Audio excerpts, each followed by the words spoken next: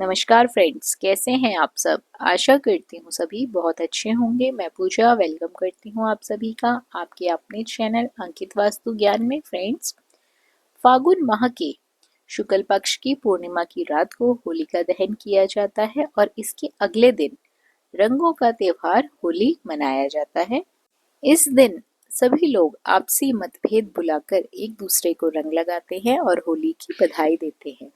इस त्योहार को बुराई पर अच्छाई की जीत का प्रतीक भी माना जाता है। इसीलिए इस त्योहार को धूमधाम से पूरे देश भर में मनाया जाता है। इस साल का पहला चंद्र ग्रहण भी लगने वाला है। तो चलिए फ्रेंड्स, जानते हैं आज हम इस वीडियो के माध्यम से कि होलिका दहन का शुभ मुहूर्त क्या है, पूजा की विधि क्या है, होली का क्या महत्व है, होला अष्टक किस दिन से शुरू हो रहा है और इसी के साथ साथ जानेंगे कि होला अष्टक से कौन से शुभ कार्य नहीं करने चाहिए। वीडियो के अंत तक जरूर बने रहें ताकि आपको संपूर्णता से सारी जानकारी प्राप्त हो सके। फ्रेंड्स, होली का त्योहार समाज से ऊंच नीच, अमीरी गरीबी का भेदभाव खत्म करने के लिए मनाया जाता है और एक दूसरे के रंग लगाकर गिले शिकवे भुला दिए जाते हैं और गले मिलते हैं। होली का त्योहार 2 दिन मनाया जाता है। पहले दिन होलिका दहन किया जाता है और दूसरे दिन परिवार और प्रियजनों को गुलाल लगाया जाता है। इस मौके पर घर घर में नए मीठे पकवान भी बनते हैं। फ्रेंड्स, आपको बता दूं कि होली के त्योहार से 8 दिन पहले होला अष्टक लग जाते हैं और इस दौरान कोई भी शुभ कार्य नहीं किया जाता।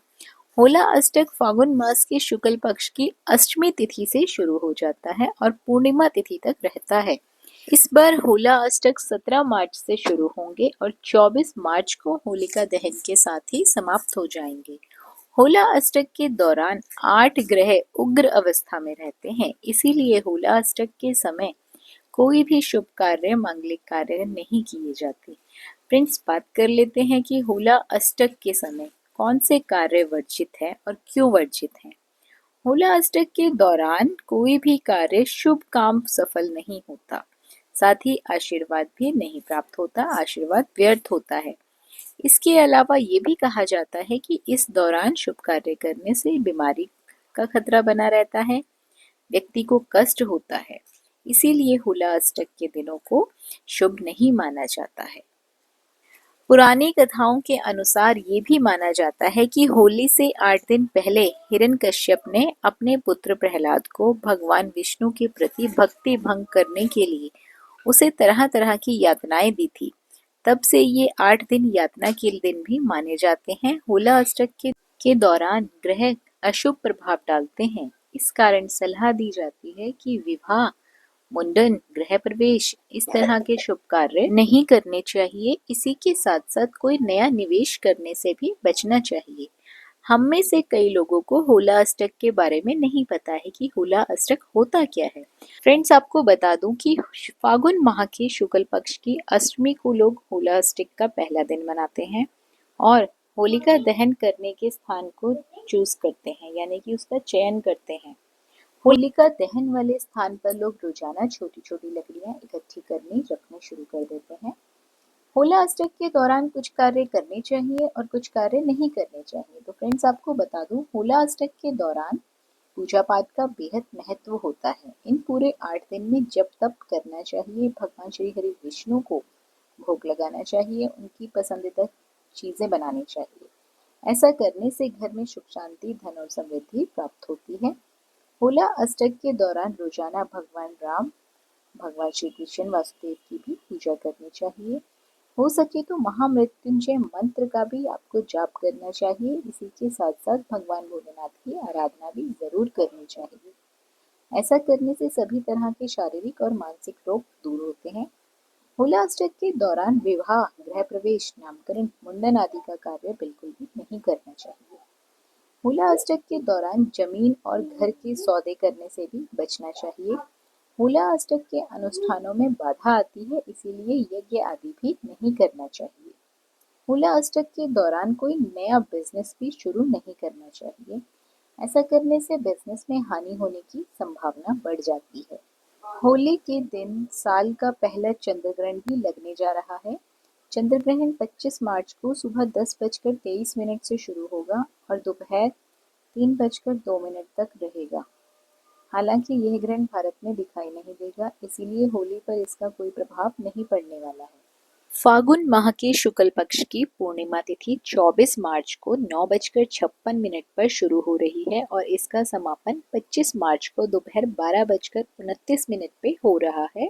शास्त्रों में ऐसा बताया गया है कि दोनों दिन अगर पूर्णिमा तिथि हो तो प्रदोष काल में लगने वाली पूर्णिमा तिथि को भद्रा रहित काल में होलिका दहन किया जा सकता है।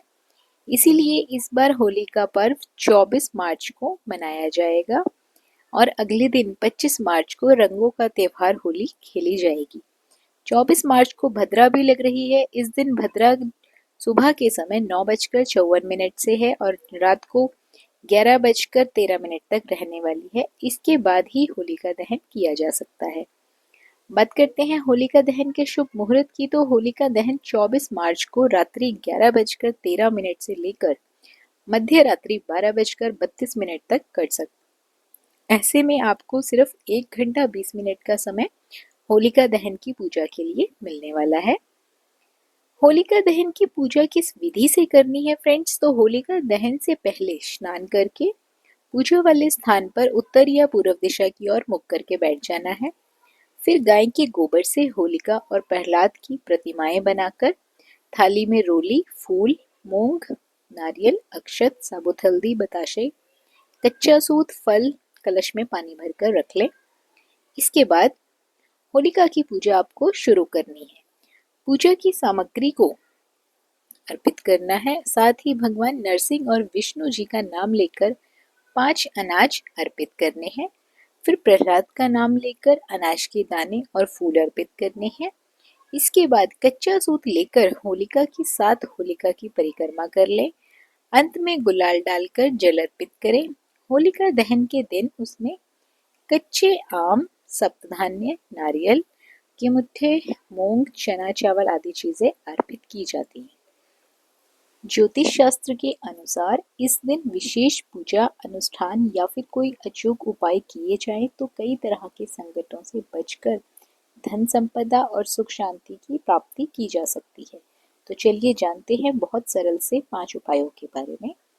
होली के 2 डंडे के साथ ही भरभोलिये रखे जाते हैं। भरभोलिये गाय के गोबर से बने हुए ऐसे उपले होते हैं जिनके बीच में छेद होता है। इस छेद में मूंज की रस्सी डालकर माला बनाई जाती है। एक माला में 7 भरभोलिये पिरोए जाते हैं। होली में आग लगाने से पहले इस माला को भाइयों के सिर के ऊपर से 7 बार घुमाकर फेंक दिया जाता है। रात को होलिका दहन के समय ये माला होलिका के साथ जला दी जाती है। ऐसा करने से होली के साथ साथ भाइयों पर जितनी भी बुरी नजर लगी होती है वो सभी जलकर राख हो जाती है। दूसरा जो उपाय है, यदि राहु के कारण किसी प्रकार का संकट आपके जीवन में खड़ा हो गया है तो एक नारियल का गोला लेकर उसमें अलसी का तेल भर दें। उसी में थोड़ा सा गुड़ डालें। इस गोले को जलती हुई होलिका में डाल दें। ऐसा करने से राहु दोष का बुरा प्रभाव समाप्त हो जाता है। अगला जो उपाय है घर की सुख समृद्धि और धन के लिए है। परिवार के हर सदस्य को होलिका दहन में घी में भिगोई हुई 2 लौंग, 1 बताशा, 1 पान का पत्ता अवश्य चढ़ाना चाहिए। साथ ही होली की 11 परिक्रमा करते हुए सूखे नारियल की आहुति दे देनी चाहिए। ऐसा करने से धन संपदा में वृद्धि होती है, सुख शांति बनी रहती है। अगला जो उपाय है, यदि किसी व्यक्ति को अकाल मृत्यु का डर सताता है तो होली के दिन एक सूखा जटा वाला नारियल लेकर काले तिल और पीली सरसों लेकर एक साथ उसे 7 बार अपने सिर के ऊपर से घुमा लें और जलती हुई होलिका में डाल दें। ऐसा करने से अज्ञात अकाल मृत्यु का डर खत्म हो जाता है।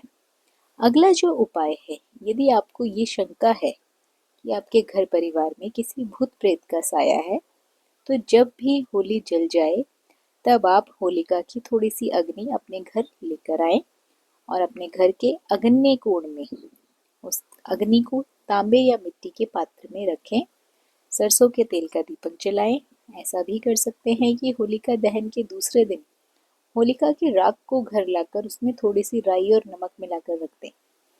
इस उपाय को करने से भूत प्रेत या नजर दोष से बहुत ही शीघ्र छुटकारा प्राप्त होता है। आशा करती हूँ ये सभी जानकारी आप लोगों के लिए उपयोगी साबित होगी।